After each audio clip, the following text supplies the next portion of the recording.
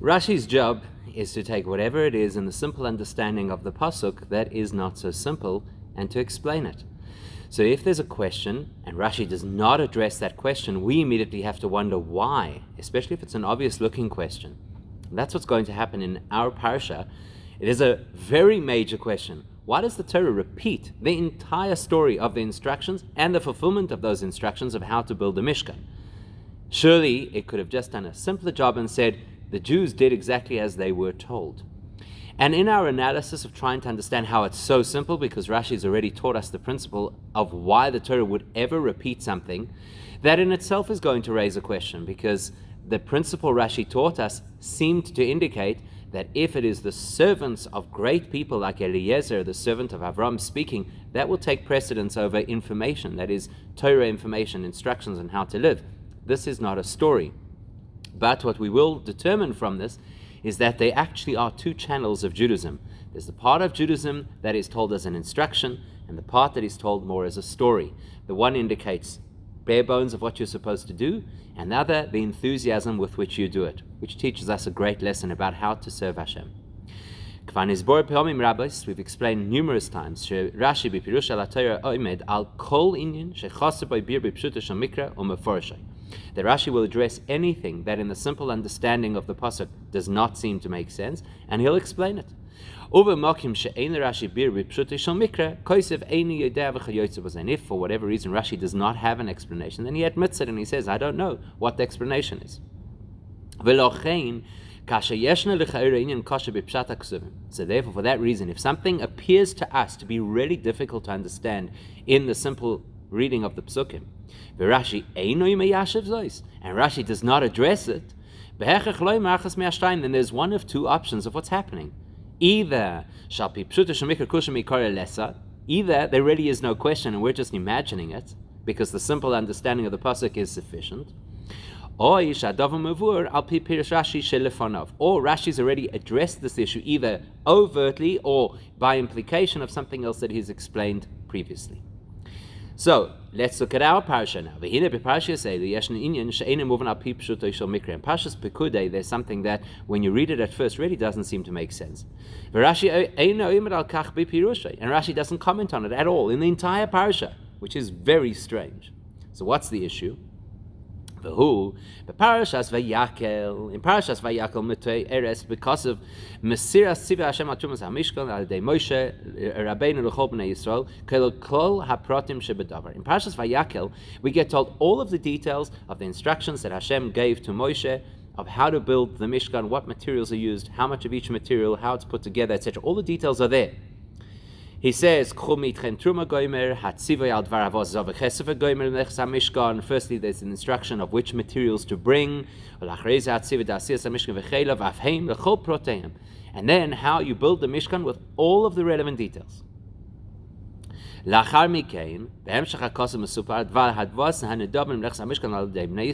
then after we told everything that Hashem tells Moshe to instruct the Jewish people, then we're told that they did it. And then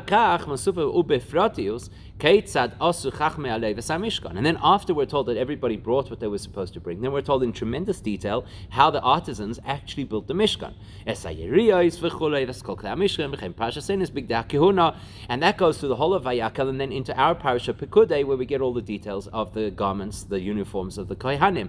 So it's very strange, because everything is told in instructive form, and then everything is told again in application form, like all of the same details. Exactly what you said they should bring, it tells us they brought. Exactly what they were told to create, to form, they form. Whatever they were told to fashion for the Kohanim, they fashion. So, why do you have to say everything twice? Why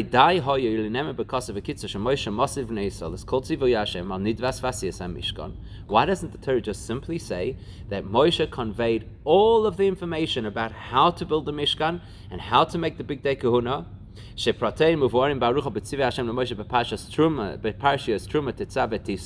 All of the details of which have already been discussed in 3 parashas of the Torah. And then after it would have said that Moshe did or conveyed exactly what they were supposed to do, then the Torah could have very simply said, And the Jews did exactly what Moshe instructed them. Or in fact, it could have been even more succinct. And instead of saying, Moshe told them all of the details, and then they fulfilled all of the details, why don't you just simply say, why don't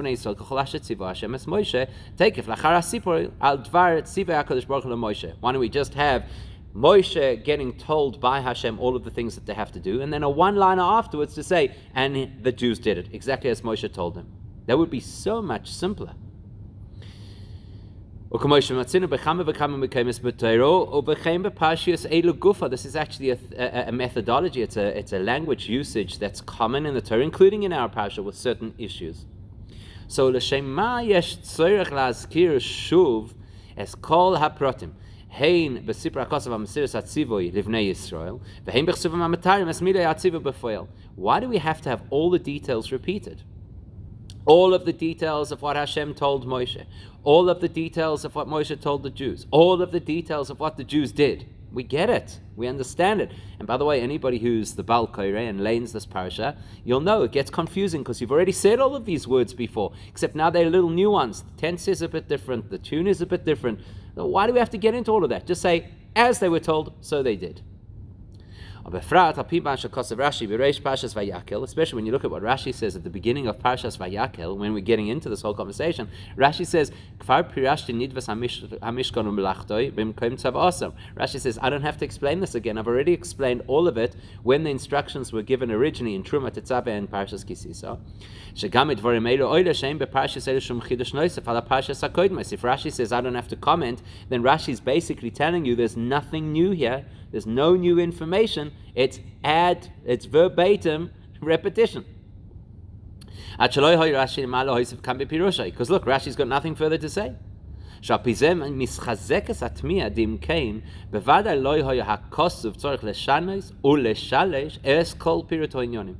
Rashi didn't feel the need to have to give any further explanation, why did the Torah feel the need to repeat and repeat again identical information? This is a very straightforward and obvious question in the Pshat, and it is addressed by other Meforshim. That other commentators on the Torah address this issue because it's glaring. Rashi doesn't breathe a word. Doesn't say anything at the beginning of Parshas Vayakel, and he doesn't address it even at the end of Parshas Pekudei, where you say, you may be wondering at this point why we've repeated everything. Nothing, not a word. Especially when you consider that earlier on in Parshas Kisisa, Rashi made a point of identifying why the Torah repeated a few words, not full sentences and full paragraphs, just a few words. And Rashi said, you want to know why? When the Torah repeats the instruction to not cook a kid in its mother's milk, so there he explains that one is to tell you may not eat meat and milk together, and one is to tell you that you may not cook meat and milk together, and one is to tell you that you may not benefit from milk and meat together. So that's just what? 5 words, and that's it. Rashi says, wow, that's unusual. Why is the Torah repeating itself? Must be to teach us something. And yet here, where it's paragraphs that are repeated to form one of the longest parsha combinations you can ever get when Vayakel and Pekudei are together, and Rashi doesn't seem in any way perturbed by it. So maybe here's a suggestion. And maybe Rashi does address at least part of this question in our parsha, because ala pasuk of Etzalel ben Uri gomer asas kol asher tziva Hashem es Moshe, when it tells us who the actual architect of the Mishkan was, that it was Betzalel, and he did everything that Moshe instructed him to do. So Rashi points out, Pirush Rashi, Moshe tziva leBetzalel ases tchila kelim v'achar kach Mishkan. That Moshe's instruction to Betzalel was, first he told him about all the different kelim, the utensils that would be inside the Mishkan, and then he told him about the Mishkan. So what does Betzalel say to him? Betzalel is the architect, right? He understands the pragmatic element of how you do these things. Betzalel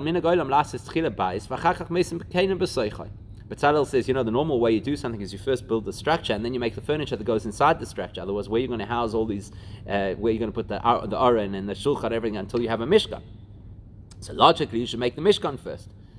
And then Moshe says, Taka, you're right, that's in fact how it was instructed. The Mishkan should come first, and that's what they did in practice. So maybe that's part of the answer. Maybe based on this we can give a little bit of an answer. Now we know why the Torah had to repeat all of the details of the Mishkan and its vessels.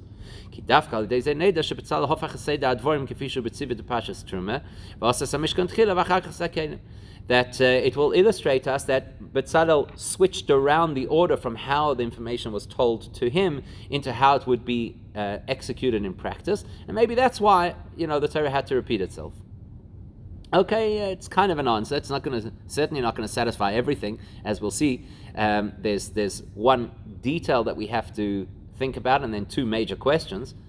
אמנם, נויסף לזה שלפי זה עדיין אינו מבואר מפני מהות צריך הכוסף עם נויסס הפרוטים בסיפור הדבר מסיעס מוישס הציבי על נידס המשכן ועל עשייס המשכן וחיליו. Besides the fact that wouldn't still explain why we need every single detail. If all you're showing us is the order of events, the Torah could have really summarized that and said, they made the Mishkan da-da-da-da-da, then they made the Kelim da-da-da-da-da, and it could have been far less information than what we actually have in these two parashas. But besides that, it really doesn't explain why there has to be so much detail in the story. See, if the point is just to illustrate the order of events, then Aleph l'shem kacho yadai b'chelek hasipur shebetorah hamlamdeinu shasut tchilas hamishkan v'achar kach hischilu b'asiyas hakelim. Then really, if all we need to know is that the Mishkan was made first and then the Kelim, then the Torah could have just told us the details of the Mishkan, and then ואילו הסיפור על דבר עשייס הכלים, ובפרט על דבר עשייס בגדי הכהונה המתור בפרוטיס בפרשתנו, הרי לא היה בו משום שינוי וחידוש בעשייס בצלאל. But the second part, in other words, tell us all about the Mishkan and then say, and then they made the Kelim and the Bigdei Kahuna. I don't need all the details now. Now I get it. I know that every detail of the Mishkan was made first. That was important information. And now all I need to know is that the Kelim and the Bigdei Kahuna were made afterwards. You don't have to now tell me again what all of the Kelim were, and what materials they were made from, what size they were, and their design, and what the Bigdei Kahuna. You don't have to repeat that. I've got it. I understand. If the purpose is, if the whole repetition is just to tell me the order of the Mishkan, I've got the order. Thank you very much. Beis ve'ikar. If really the Torah's entire purpose over here was to tell me the order in which the construction happened, first the Mishkan building and then the Kelim furniture that went inside, then the truth is I don't need any of the details. Even when describing the Mishkan, I don't need to know how big it was. I've learned all of those things before. Now besides that, now we're going to have two further questions because, okay, they get to the point, they've built the whole Mishkan, and now they bring it to Moshe, because remember, Moshe is the one who had to actually put it up. They designed it and they made all the components, but Moshe was the only person who could successfully structure the Mishkan. So now what happens? Now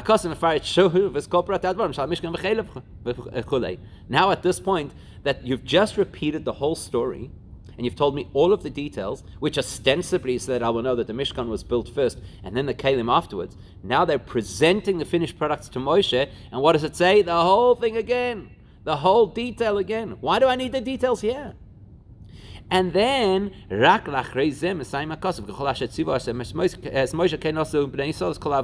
only after you've repeated yourself again, then the Torah finally says the one line that apparently could have saved us all of the trouble, that the Jews did exactly what Moshe had instructed them on Hashem's directive to do.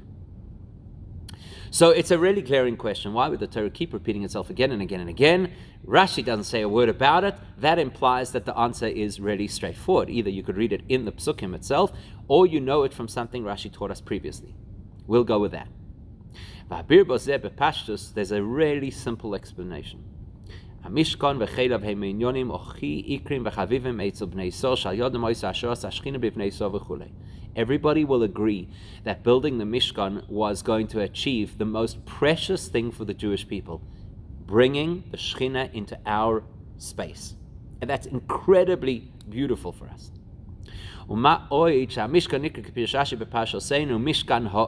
Especially when you consider what Rashi points out. Why is it called Mishkan ha'edus? Edus means testimony, so it's testimony to what? Says Rashi, Edus liyisol shevitel HaKadosh Baruch Hu ma'aseh ha'egel sharish shechinasa b'neiim. It was evidence to the Jewish people every single day that they'd get up and they'd look at that Mishkan. That would be evidence that Hashem had forgiven them for the worst mess up they'd ever done as a nation, the Egel HaZahav. Which only highlights how precious the Mishkan was for them and how broad an issue the Mishkan addressed. We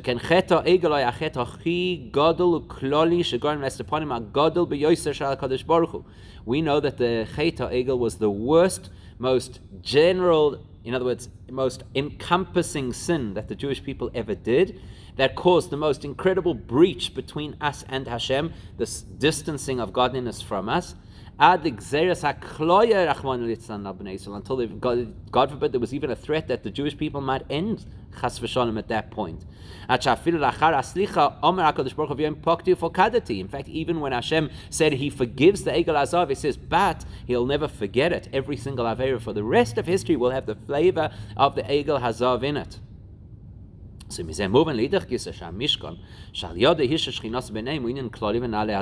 only drives home the message for us that the Mishkan, which is the antidote to the Egel Hazav, is incredibly central, it's an incredibly encompassing concept, and it's very precious to the Yidden. וממילא מובן שחביבוס ישראל זו הייתה משכן לפני הקדוש ברוך הוא בני ישראל היא הטעם לכך שהכוסף מיינס כל פרטי המשכן וחזר עליהם על כל פרטיהם פעם ופעמיים וכולי. And that's exactly why the Torah repeats itself. You'll know this from your own experience. If you really care about something, if you're very excited about something, you keep talking about it. You don't stop. And we're designed that way to reflect how the Eibusha does things too. So why does the Torah repeat again and again and again the details of the Mishkan? Because this is such a beautiful thing. This is the Mishkan that brings Elokus, brings the Shechina into our world. This is the Mishkan that gets rid of the effects of the Egel Hazav. This is beautiful. Tell me about it again.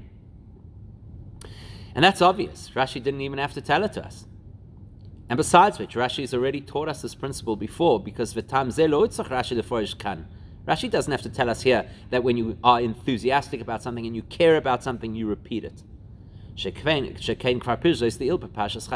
he already explained that principle to us in Chayei Sarah with a very famous repetition of Eliezer's story of how he got there and how he found Rivka, and he tells the story once and then he tells the story again, verbatim. So after the Torah tells us all the details of how Eliezer and all the miracles that happened and finding her at the well and the water came up and all these things, and she gave water to his camels. So the Torah told us all of it, with all of the detail. The Torah tells us not just that Eliezer told all of that information to her family, but it tells us the whole story again, in Eliezer's voice. And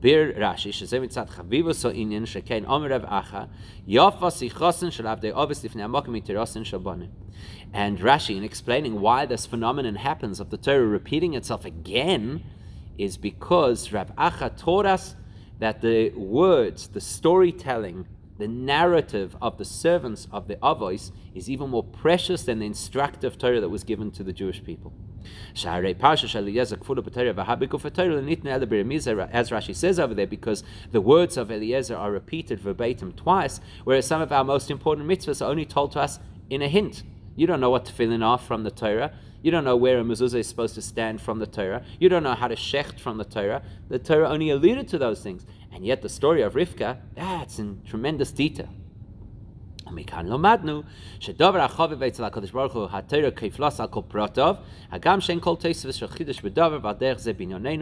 Rashi has already taught us previously that if something is beautiful and precious in Hashem's eyes, the Torah will repeat it, even word for word.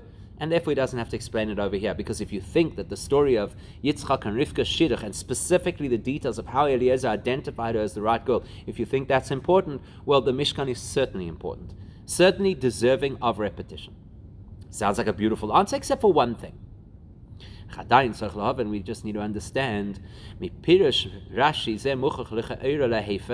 second. Look at what Rashi said. It actually seems to go against our explanation. Because Shari Pirish Yosef Sichasan Shel Avdei Avos Miteirasim Shel Bonim Ukipshutai Shebetirasim Shel Bonim Shel Achrei Matan Torah Einon Motzim Chavivus Kozos Ashetavi Lidei Inin Shekfula B'Torah Kamoi B'Sichasan Shel Avdei Avos. Actually, the way that Rashi told it to us, it sounds like the Torah, the instructions that we were given, even though we were given those instructions directly from Hashem after Matan Torah, it's exactly those instructions that appear not to be as chaviv, as precious as the story of Eliezer of Avram. So, surely then, if the instruction to make a Mishkan, which is part of the Torah Son Shel Bonim, which is not as beautiful and precious as Sichas Avdei Avos, so actually Rashi's explanation seems to go against us. We need a reason why the Mishkan is repeated. We suggest that the reason is because it's so precious. We prove it from Rashi's statement. Rashi's statement seems to say that Torah instructions can never be that precious. So then, what's going on over here? And why would the Torah repeat itself? Unless we're putting the emphasis on the wrong part of what Rashi said about Eliezer's speech. When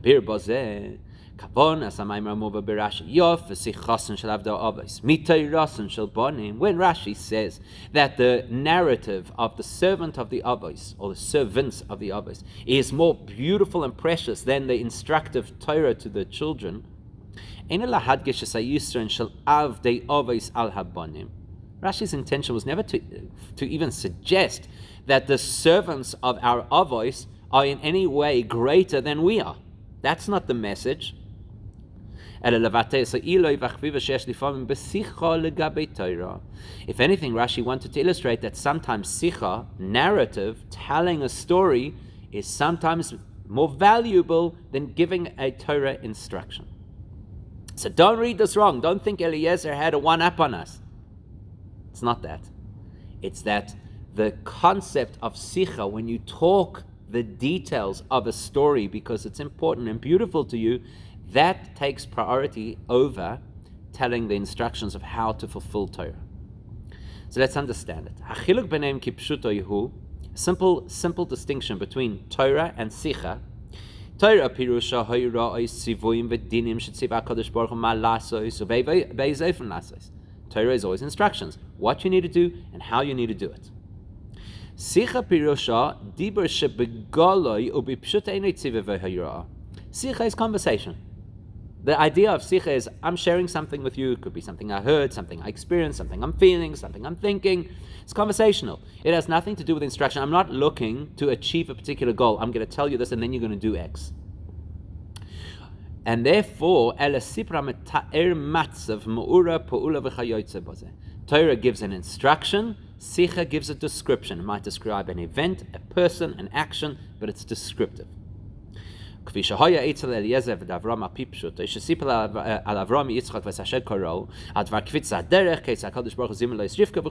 what Eliezer did. He told a story. He told a story about Avram Avinu, he told a story about Yitzchak, he told a story about how he got there and that it was miraculous. He told a story how Rivka checked all the boxes of what he wanted for somebody who was the shidduch for Yitzchak. It's a story that he tells. So therefore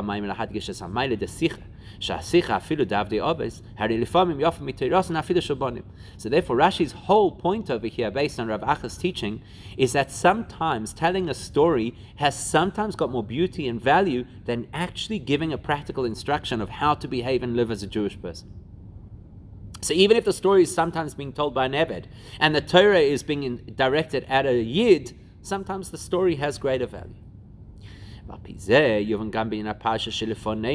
we can apply to our parshas Vayakel Pekudei, Shalachrei parshas Truma Utetzave, that follow after we've already had Truma and Tetzave, the instructive parshas. So our parshas Shaloi Bolim Sartzivuim Vayrois Ketzad Malasos.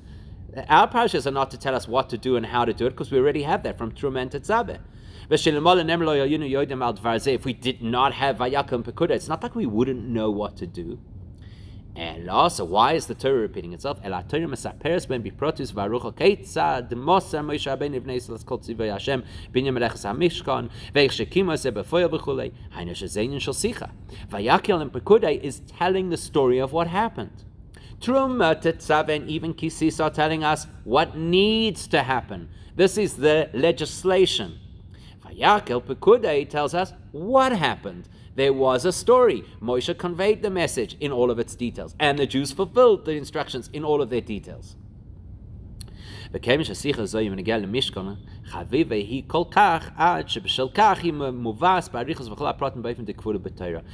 get it. It's sicha, it's storytelling, and it's on a subject which is chaviva, which is very precious both to the Jews and to Hashem. And we already know that when you have storytelling that is about something which is precious and important and central, it gets repeated, so we understand why the Torah repeats itself.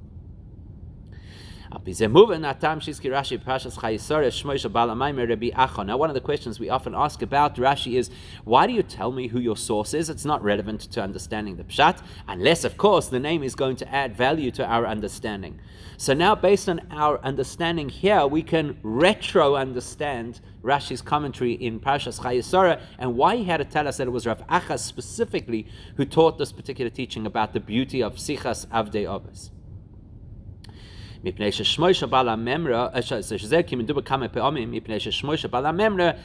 day Tosfos Bir ba'avonos hapirish. We always say that if Rashi names the person he learns the source from, it's to add a dimension of understanding.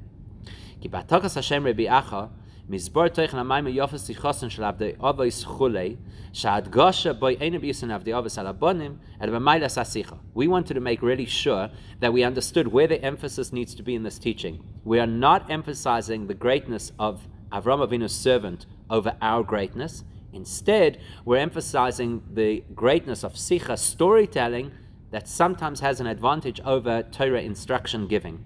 And knowing that's Rabbi Acha, that's going to help us. And that will obviously also help us to understand how sometimes it could be that a conversation is even more meaningful and precious than an instruction in Torah. So how does Rav Acha help us understand? Masechta Yoma Muvasa Braisa, there's a Braisa brought in Masechta Yoma that says, Toner Abonam v'dibarta bam. Okay, so it says v'dibarta bam, you should speak of them. Now, we know what them is. We know that it means Torah, right? That's what it's referring to. Let's see what the Braisa says. Bam ve'loi b'tefillah. So it means v'dibarta bam is to emphasize words of Torah over and giving them an advantage to words of davening. And then another explanation that's brought is v'dibarta bam bam yesh l'chol reshus l'daber ve'lo b'dvarim acherim. You are permitted to speak about these things and not about other things. Now we'll need to understand exactly what we're talking about over here, because you could easily misunderstand and think we're saying, oh, you have license to speak about things that are not necessarily important. Let's see.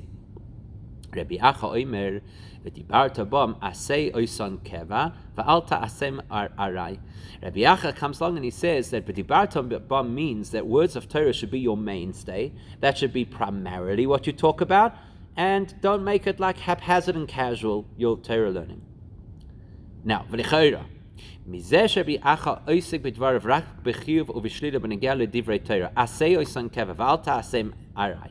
The fact that Rabbi Acha only speaks in the context of Torah, v'dibarta bam, that should be the main thing that you talk about. It shouldn't be casual. And he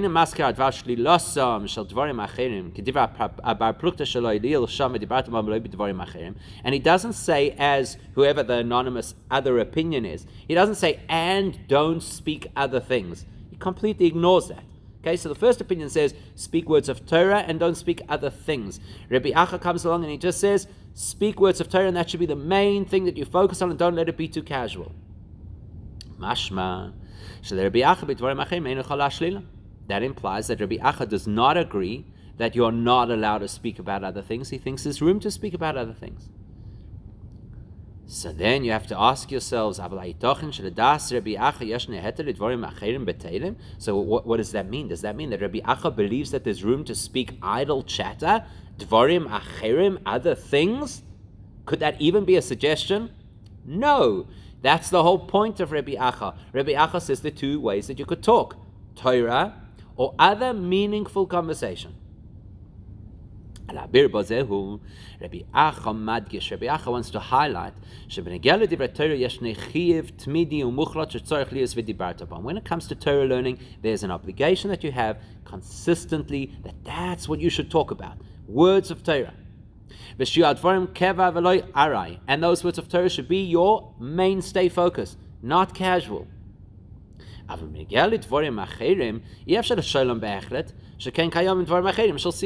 But he says it's not that you have to exclude every other kind of conversation, because there are other kinds of conversation, sicha, that are good to have on occasion.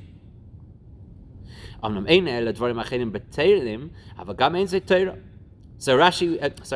Acha wants us to know these dvarim acherim are not dvarim b'teilim. It's not nonsensical talk, even though it's not Torah talk. So it's something else. What is it? So Rabbi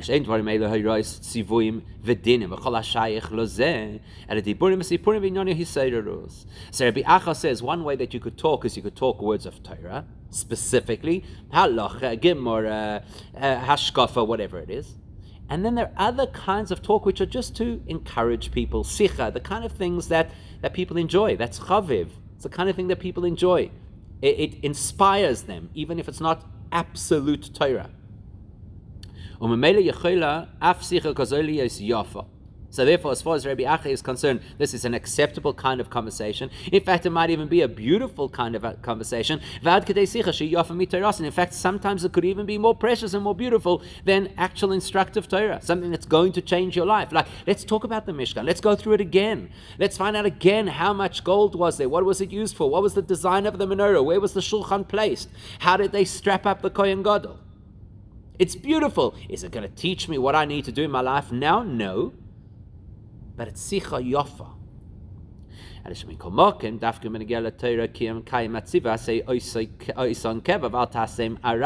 Yet, when it comes to Torah, he has to say that's supposed to be the main thing. That's supposed to be 99% of where your focus is. Because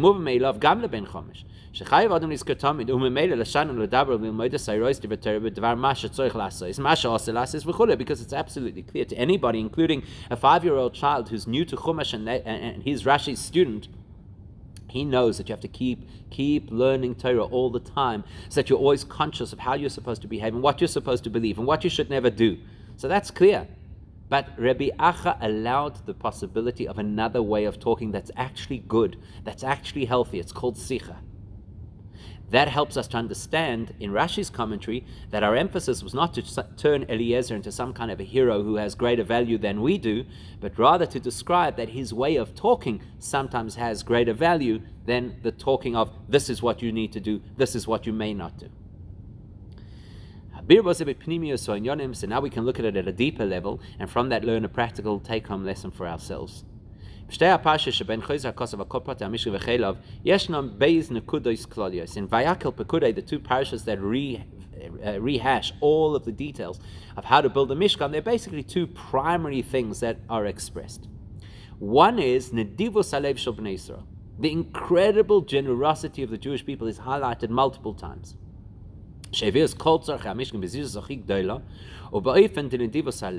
They came forward with such enthusiasm and speed and with such generosity until eventually must be the only fundraiser in Jewish history where they had to say stop. And there's extra. So one theme that emerges out of the story that makes the Sicha Chaviva, that makes it such a beautiful story, it's the story of Jewish enthusiasm to participate. It's a story of incredible generosity to be part of Hashem's project, on the one hand. Another theme that emerges is Kim Tzivei Hashem Alidei Chachmei Leiv, Shasas Melechas HaMishkan, B'cheilav K'chol Asher Tzivo Hashem Uvozei Gufa Kasher Tzivo Hashem Es Moshe. The other side of the coin is the absolute compliance.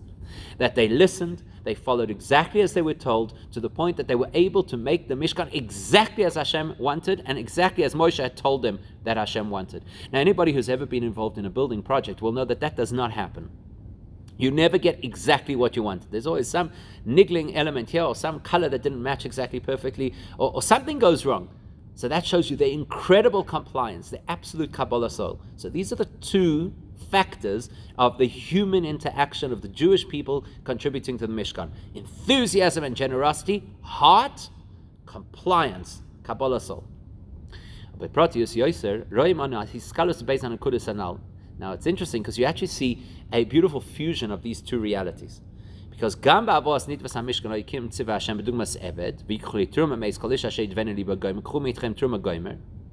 one hand, even in all of their gushing enthusiasm, they actually were doing it out of compliance, because Hashem said donate. So it wasn't just because they volunteered like any normal energetic circumstance. We say, oh, we want to be part of it. No, they were following an instruction. So they had a compliance element at the same time that they were so enthusiastic and generous. And on the other hand, when you see the artisans putting together the Mishkan, and they have to be absolutely compliant to every little detail, it says that they were Nesa'oi Liboy, they were motivated and led by their hearts. So you see this beautiful fusion of two realities which usually don't go hand in hand. Usually when you're being compliant, you're not necessarily feeling energetic and generous. And usually when it's your own magnanimity, you're not necessarily feeling compliant. And here you saw a fusion of the two. They were living in two worlds simultaneously. A world of great, intense energy and a world of absolute acceptance. Which implies that both of the elements happened in the story. There's the Sicha element and there's the Eved element. Meaning, we identified in Rashi's commentary that we don't want to highlight the Eved of Avraham as being better than us, but it still was part of the conversation. So Sicha is beautiful, but being an Eved is also beautiful, and they had both.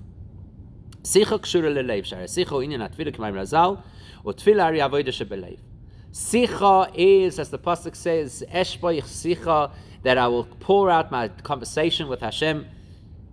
Arim Sichi Ve'ahima, like we say on Rosh Hashanah. So Sicha is, it's talking from your heart. It's not just an ordinary conversation. It's talking with that enthusiasm and that hartzikait that is expressed in generosity and zrizus.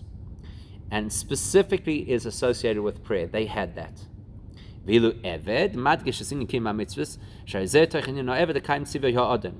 an Eved is to comply, to do what you're told, which mainly relates to doing mitzvahs, because a mitzvah you have to do as you're told, and it's not a matter of whether you feel it or you don't. You just got to do what you're told. Davening should be with feeling. So Sicha is davening, and mitzvahs is Eved.